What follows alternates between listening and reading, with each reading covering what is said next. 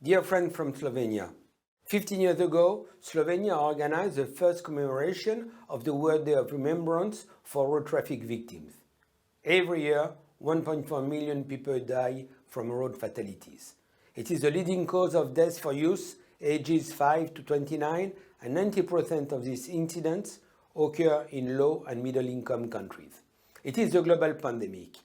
I stand in solidarity and extend support to the families of the victims and those severely impacted by road traffic crashes. I will start our second decade of action for road safety, 2021-2030.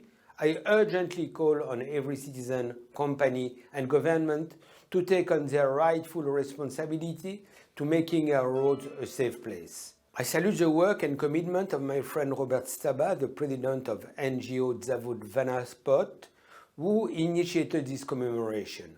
Zoran Jankovic, mayor of Ljubljana, who was the first to fully support this initiative, and the former European Commissioner Violeta Bulc, my good friend, who, with the encouragement of Vision Zero, set an important and new impetus to road safety in Slovenia. On this day, not only do we remember those we lost and honor their lives, it is also an opportunity to look forward and put in place concrete actions towards an ultimate Vision Zero.